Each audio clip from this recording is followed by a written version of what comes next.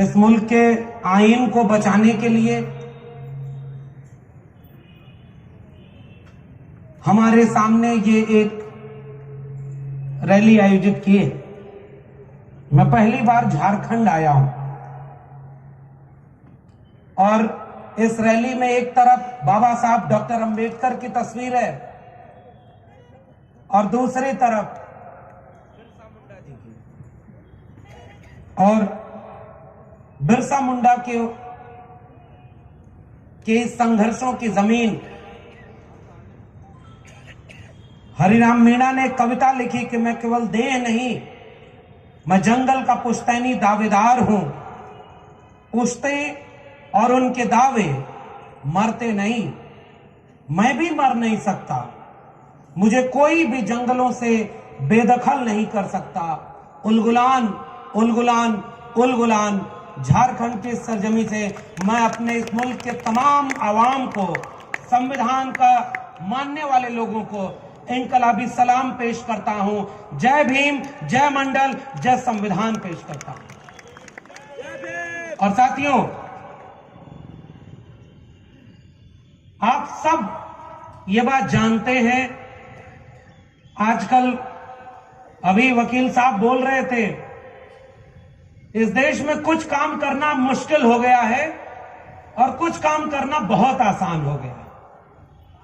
अगर इन दोनों में फर्क करें तो जो मुल्क अपनी आजादी का 75 साल मना रहा हो, अमृत महोत्सव मना रहा हो, उस मुल्क में आसान काम क्या होना चाहिए था? सबको अच्छी तालीम मिले, सबको नौकरी मिले, सब मोहब्बत प्यार से रहें। जहां कोई भी जुटे तो ज्ञान विज्ञान की बात करे, संविधान की बात करे। मगर अब यह काम मुश्किल होता जा रहा है। और आसान काम क्या हो गया? अभी उन्होंने इशारा किया कि धर्म संसद बनाओ और वहां से कोई ऐसा नारा लगाओ और उस पर आपको कोई कार्रवाई नहीं कराई जाएगी।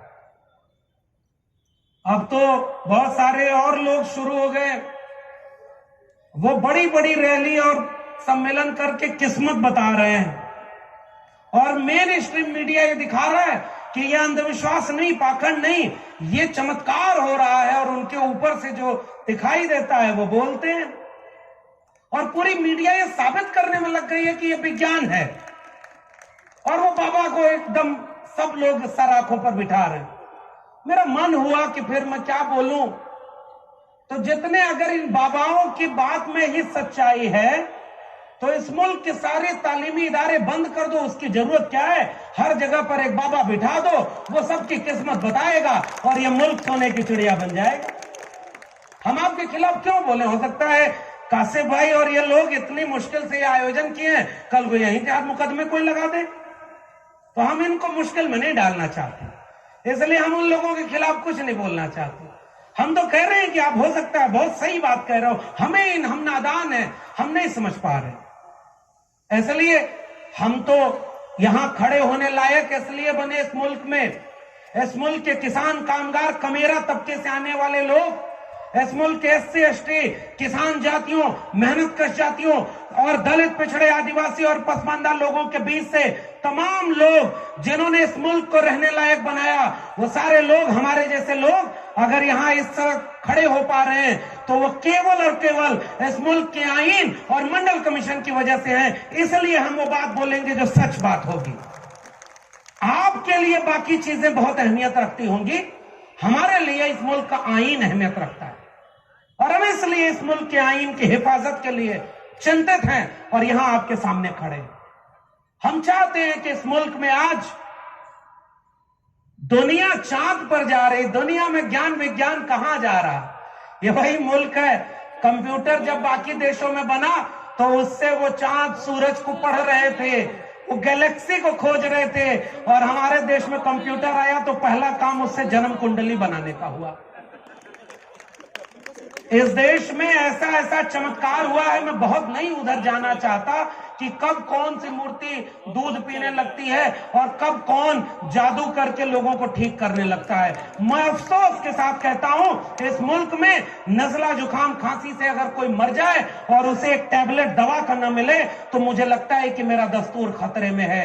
अगर आज की डेट में कोई भूख से मर जाए, कोई गरीबी से मर जाए, किसी के घर में चूल्हा न जले और हॉस्पिटल और स्कूल पर बात होने की बजाय दिन रात मंदिर मस्जिद के नाम पर बात हो, तो मुझे अफसोस होगा और मैं हर मंच पर खड़े होकर के कहूंगा कि स्कूल, कॉलेज और विश्वविद्यालय की बात करो, संविधान की बात करो, इस मुल्क को जोड़ने की बात करो।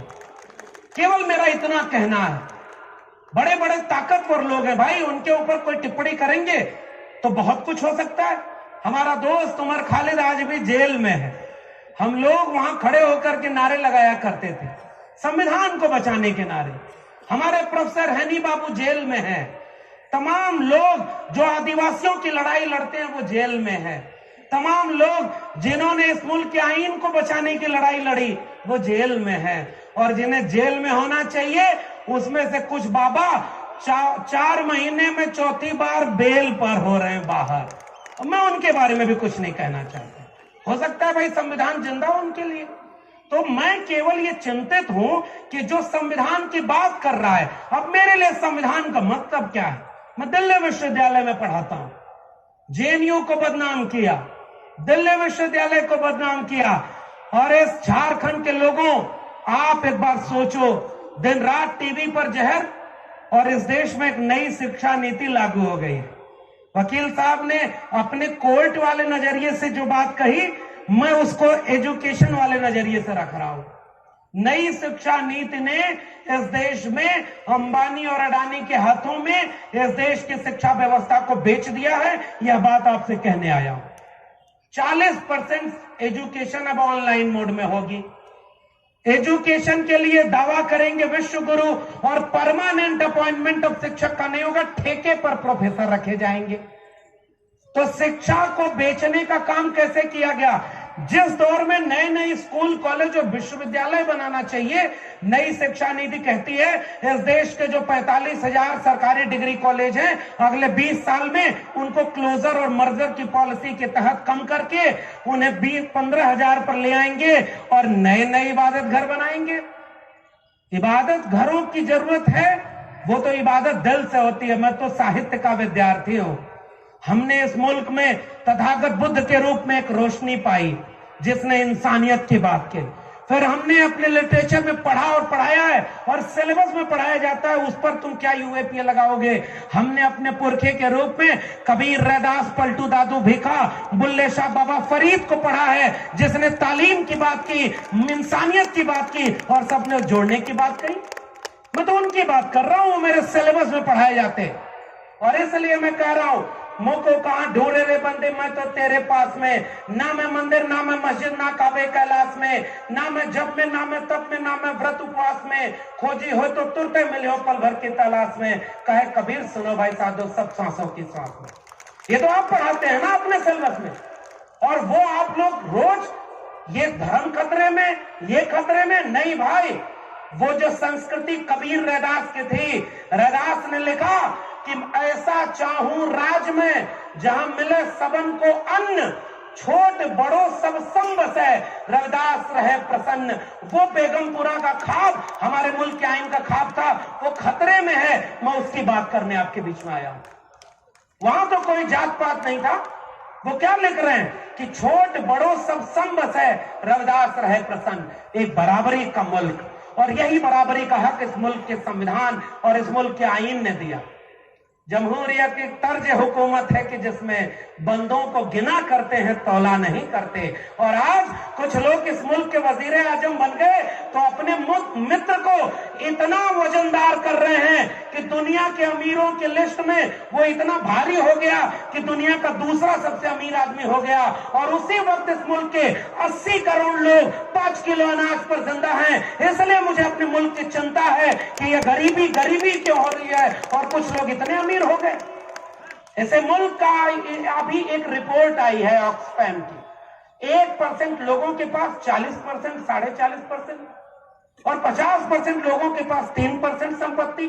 अरे छोड़ो हिंदू मुस्लिम, छोड़ो मंदिर मस्जिद, आओ जरा इसको बात करो कि अगर 100 लोग हैं और 100 रुपया इस देश में है, तो एक आदमी ऐसा है जिसके पास 40.5 रुपया है और 50 आदमी 3 रुपए में गुजारा कर रहे हैं। ये तो आपकी रिपोर्ट बता रही है ना भाई।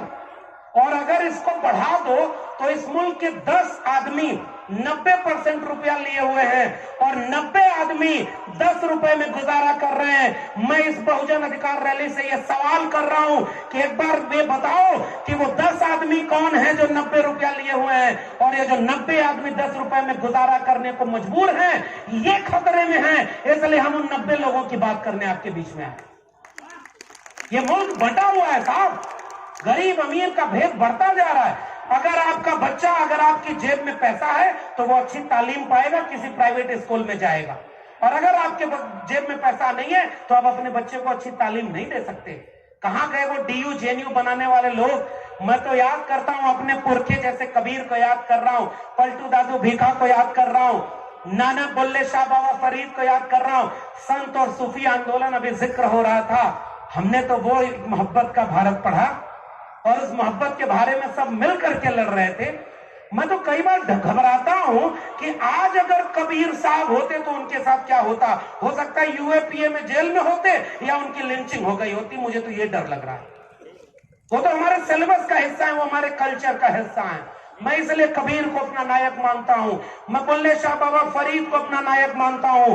उन्होंने क्या लिखा, और इस बात को समझो आप। मक्के गयो गल मुक्ति नहीं, 100 हज कर आइया, गंगा गयो गल मुक्ति नहीं, 100 गोते खाइया, बुल्ले शाह गल तब मुक्ति मैनू दिलो गवाइया, चल बुलिया चलो थे चलिए, जिथे सारे इन्ने कोई ना कोई सादी जात पछाने, ना कोई जान को चीने, ना कोई सानो मन्ने, चल बुलिया चलो थे चलिए, पढ़ पढ़ इल्म ते फाजिल होयो, मन पाने नु पढ़िया ही नहीं, मन पाने नु पढ़िया ही नहीं, भज भज वरना ऐ मंदिर मसीदी, मन अपने विच बदिया ही नहीं, बुल्ले शाह आसमानी पढ़िया, घर बैठे नु पढ़िया ही नहीं, चल बुलिया चलो थे चलिए, चलिए जिथे सारे ने। मैं उस बुल्ले शाह को अपना वारिस, अपना पुरखा मानता हूं, कबीर को मानता हूं, और इसलिए मैं चाहता हूं एक ऐसा भारत बने जिसमें सब मोहब्बत प्यार से रहे। और आप कह रहे हो कि कोई किस्मत बताने वाला बाबा टीवी पर बैठ कर कह रहे हैं वो विज्ञान है, और पत्रकार जाकर के पैर चुराए। मत करिए भाई। इस मुल्क में आप कलम और किताब को इसीलिए बर्बाद करना चाहते हैं कि लोगों का जहन खत्म हो जाए और लोग भीड़ में तब्दील हो जाएं, और अचानक कोई भीड़ को कहे कि आओ सब हिंदू धर्म खतरे में और ये धर्म खतरे में, वो मंदिर खतरे में। नहीं भाई, कोई धर्म खतरे में नहीं, कोई इबादत घर खतरे में नहीं। अगर खतरे में है तो इस मुल्क का दस्तूर, इस मुल्क का आईन खतरे में है, क्योंकि वही हमारी इबादत घर को बचाएगा और वही हमारे धर्म को बचाने की भी छूट हमें देता है। आप धर्म वाले आप अपना काम करो, लेकिन हम एक सवाल तो पूछेंगे, कलम और किताब पर बंदूक का पहरा क्यों बना रहे हो? कलम और किताब को गिरवी क्यों रख रहे हो पूंजीपतियों के? और आप रोज लड़ाने की बात करते हो। हम तो मोहब्बत प्यार की बात करने आए हैं, और मैं भरोसा कर रहा हूं कासिफ भाई, पहली बार आपके बुलावे पर यहाँ आए, इस रैली के बाद यहाँ कोई दंगा नहीं होगा। यहाँ से लोग निकलेंगे तो मोहब्बत की बात करेंगे, प्यार की बात करेंगे, भाईचारे की बात करेंगे, और सब मिलकर के रहेंगे। और ऐसे आयोजनों की जरूरत इस देश में इस समय है। हमें किसी से बदला नहीं लेना। मैं एक बात बताऊं, हमारा पुरखा डॉक्टर अंबेडकर, जब उन्होंने संविधान बनाया तो बदला लेने का काम नहीं किया। चाहते तो वो भी लिख देते कि जिन शूद्रों को आपने अछूत बनाया, आपने मंदिर में नहीं जाने दिया, अब कुछ साल तक ये सजा ब्राह्मणों को मिलेगी। नहीं साहब, उन्होंने बदला नहीं लिया। उन्होंने संविधान में कहा कि अब कोई भी जाति वाला सब बराबर होगा, कोई बड़ा कोई छोटा नहीं, सबके वोट का एक अधिकार होगा। हम बदला लेने आपसे आए ही नहीं। हम तो कह रहे हैं जिसकी जितनी संख्या भारी उसकी उतनी हिस्सेदारी। हमारा सवाल केवल ये है, इस मुल्क की पूंजी जितनी है वो सबको बराबर में होनी चाहिए। किसी का जाति देखकर, किसी का धर्म देख करके इस मुल्क को बांटना नहीं है। हमारे पूर्व के डॉक्टर राम मनोहर लोहिया ने कहा कि अगर सड़कें खामोश हो जाएं तो संसद आवारा हो जाती है, और जिंदा कौमें 5 साल इंतजार नहीं करती हैं। हम जमहूरियत की वजह से यहाँ हैं। हमें अपने मुल्क से बहुत मोहब्बत है। इस मुल्क को बनाने में बिरसा मुंडा ने अपनी शहादत दी है। लोग किताबों में नहीं पढ़ा है कि पहली आजादी की लड़ाई 1857 के पहले इस मुल्क के इन्हीं चाईबासा के जंगलों में इन्हीं सीधू कानू तिलका माझी और बिरसा मुंडा ने लड़ी। और संविधान सभा में खड़े होकर जब जयपाल सिंह मुंडा ने कहा कि आपको हमें जमहूरियत सिखाने की जरूरत नहीं, हम आदिवासियों से आपको जमहूरियत सीखने की जरूरत है, इसलिए क्योंकि हम यहाँ के मूल निवासी हैं। वो बिरसा मुंडा और जयपाल सिंह मुंडा को मैं याद कर रहा हूं, डॉक्टर अंबेडकर को याद कर रहा हूं, और अपने ओबीसी समाज से आता हूं, किसान कामगार कमेरा जातियां, और उन कमेरा जातियों ने अन्न पैदा करके इस दुनिया को खाने पीने और पेट भरने लायक बनाया। और जब हमारे बच्चे स्कूल कॉलेज विश्वविद्यालय पढ़ने गए तो आप रोज ये मंदिर मस्जिद के नाम पर बहस कराते हो और उधर डीयू जेएनयू बर्बाद कर रहे हो। असली खेल समझ रहे हैं। मैं गांव का हूं, एक आखिरी किस्सा सुनाकर जाऊंगा क्योंकि और भी लोग बोलने वाले हैं। हमारे यहाँ गांव में भैंस चुराने वाले चोर आते थे। इशारे में बोल रहा हूं, समझदार और जागरूक मंचों से किसी का नाम नहीं लिया जाता। चोर अब आते थे भैंस चुराने, तो गांव वाले भैंस के गली में घंटी बांधे रहते थे कि भैंस अपनी हिलती डुलती है और भैंस सुरक्षित है। रात के अंधेरे में चोर आते थे तो पहला काम करते थे घंटी निकाल लिया, और घंटी लेकर एक चोर पूरब भागता था और भैंस लेके बाकी चोर पश्चिम भागते थे। रात के अंधेरे में गांव वाले जागते थे, किधर भागेंगे, जिधर से घंटी की आवाज आ रही है। पूरी रात वो दौड़ते गए, चोर अंत में घंटी फेंक करके भाग गया, और जब वहां पहुंचे तो उनके हाथ में क्या मिली? घंटी, और चोर उनकी भैंस चुरा करके लेके चले गए। इस मुल्क के 90% लोगों के बच्चों के हाथ से शिक्षा, रोजगार और उनके स्वास्थ्य के हक था, उसको कोई चुरा रहा है और रोज आपको कहता है कि आप खतरे में हो। अरे भाइयों, इस मुल्क में अगर आप खतरे में हैं तो आप गरीब घर में पैदा होंगे तो आपके बच्चे को अच्छी तालीम नहीं मिलेगी। सबसे बड़ा खतरा तो यह है, इसके लिए क्यों नहीं आंदोलन करते? इस देश के आप बताओ कि आपके जिले के कितने प्राइवेट स्कूल ऐसे हैं जिसमें आप अपने बच्चों को पढ़ा पाओगे? इस मुल्क में लोगों को खाने को रोटी नहीं, इस मुल्क में लोगों के बच्चों को पढ़ने की तालीम नहीं, और उस मुल्क में नई बहस छेड़ी जा रही है इसलिए कि इस मुल्क को मानसिक रूप से गुलाम बनाओ और झूठे वादे करके सरकार बनाओ। मैं तो एक ऐसी बुलेट ट्रेन पे बैठ के आया हूं जिसमें सबको देने के लिए 15-15 लाख रुपया रखा हुआ था, 2-2 करोड़ नौकरी की कोठरी रखी हुई थी। कुछ डिब्बे में अच्छे दिन भी थे, कुछ एक डिब्बे में वहां पर स्मार्ट सिटी भी थी, कुछ जगह पे स्मार्ट गांव भी था। वो ट्रेन अचानक आते आते गायब हो गई। मैं खोज रहा हूं कि वो देश की बुलेट ट्रेन कहां चली गई। इसलिए आपके बीच में वो सवाल पूछने आया हूं। आप सवाल करेंगे तो आप पढ़े लिखे हैं तो अर्बन नक्सल, किसानों ने आंदोलन किया तो वो कौन लोग हैं जिन्होंने किसानों को खालिस्तानी और आतंकवादी बताया? इस मुल्क में सीएनआरसी का आंदोलन हुआ जो भारत का संविधान लेकर के हुआ, उनको किसने बदनाम किया? और यहाँ पर जब आदिवासी लड़े तो आदिवासी को नक्सल कहकर के जेल में डालने वाले लोग कौन है भाई? इसलिए मैं आपसे जाते जाते गुजारिश करने आया हूं, इस मुल्क को हमारे पुरखों ने बड़ी शिद्दत से बनाया था। भगत सिंह, उसने जब शहादत दी होगी तो उसने अपने आखिरी पत्र में लिखा, आखिरी खत में, कि मैं इसलिए मर रहा हूं, शहादत दे रहा हूं कि आने वाली पीढ़ियां अपने बच्चों, अपने माएं अपने बच्चों को भगत सिंह बनाने का ख्वाब देखेंगी।